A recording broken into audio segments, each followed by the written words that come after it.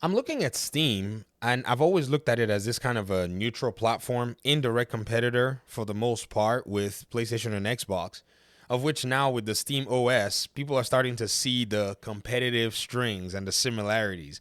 People have always said, Steam is not a competitor, and I always laugh because I'm like, they provide games on a digital platform. Who else does that?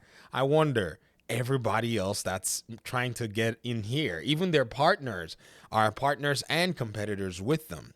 And I've always laughed, and now that Steam is coming out with the Steam OS and making it available to other devices, something that Xbox has pretty much been, touting under a lot of scrutiny, it's funny to see people herald it, and it's funny to see a lot of the detractors basically shut up.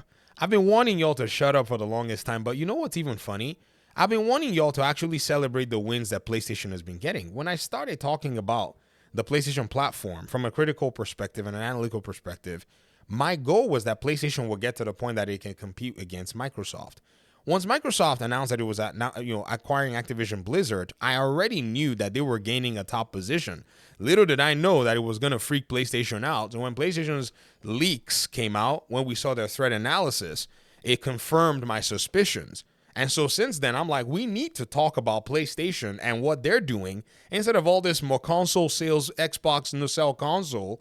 PlayStation was saying Xbox has already been able to find a way to deliver games via subscription console and PC.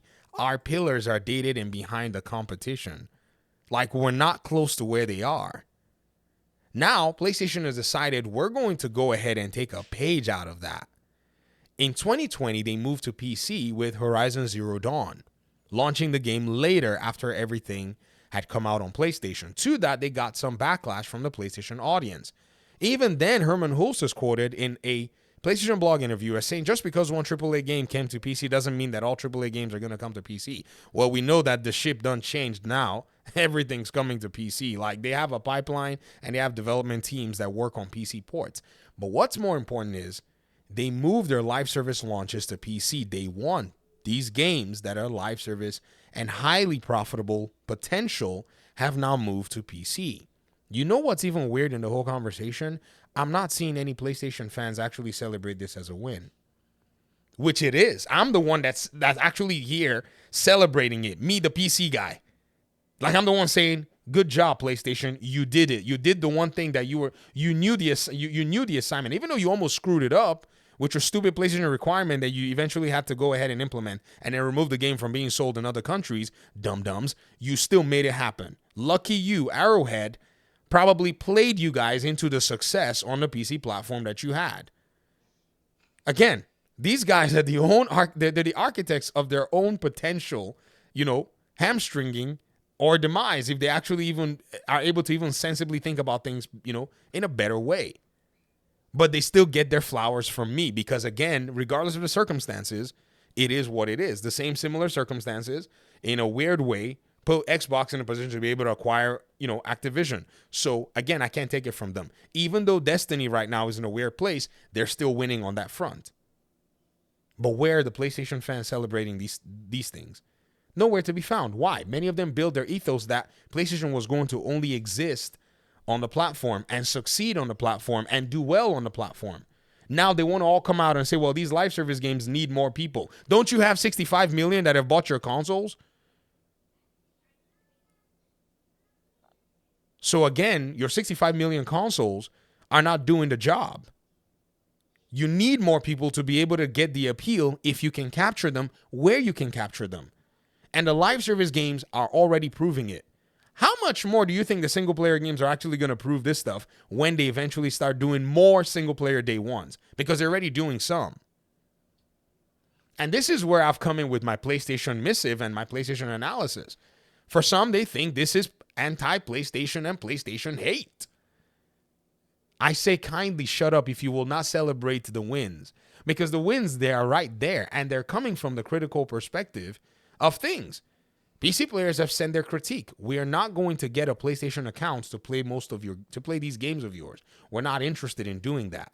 So the critique is, PlayStation, what are you doing? What metric do you want? You can still get them.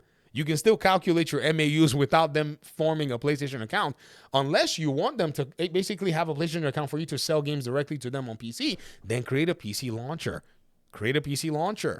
You're over here in your leaks and analysis saying how, Xbox can supply multi-game whatever because they have their Xbox app on PC. They have their Xbox app on every device. It's an Xbox. Create one. Do it. The PlayStation loyal and the PlayStation faithful will stay on PlayStation. They're not going anywhere. They're not going anywhere. And if they go to PC, so what? They swear that they hate PC anyway. Some of them went ahead and bought 4090s so that they could disparage the PC. One of them, content creator named A through Y. Oh, I have a 4090. Oh, most PC players don't even have a 4090. Oh, that's all they want to do. Right? That Mark Cerny had to come out there and basically tamper all of them with their flopflation claims and such.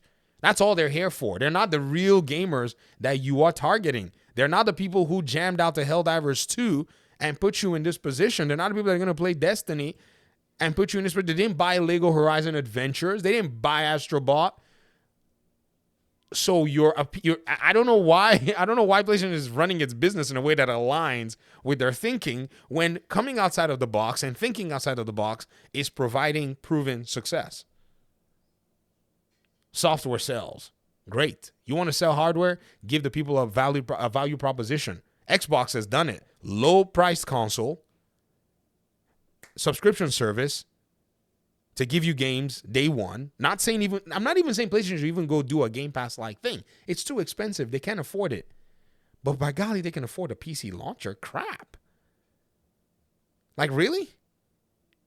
Like a login? A PC launcher is a project for a computer science student. I mean, that literally is it. Like, you know what I mean? Like, this is not something that, we're looking at, it's going to be like super expensive and stuff. No. It's a small, like it's a project for a computer science student in one language. Not even say a project that's going to be so challenging. No. It's a very small thing. What are they waiting for? Why are they dragging their feet? They see where things are going. They need to move. Instead of whine and say our pillars are dated and behind the competition. Yabba dabba do. No. Go out there and win, PlayStation. You have what it takes to do it. It's not an easy market, sure. But Xbox has leapfrogged over you as you claimed. Xbox has basically surpassed you in positioning itself. Getting ready with the best live service game out there and even more. You got to make moves. And you got to make moves that are basically counterintuitive to the traditional way of doing things. You're not Nintendo. And this is basically my PlayStation critique. Anybody that has a problem with it, well, then go find the data to support your position because your position is getting bodied right now.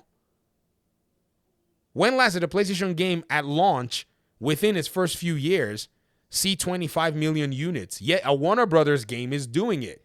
With Hogwarts Legacy, sure, they have IP. So what? PlayStation's got IP too. Elden Ring. Oh my goodness, 25 million units. Well, they're bodying you.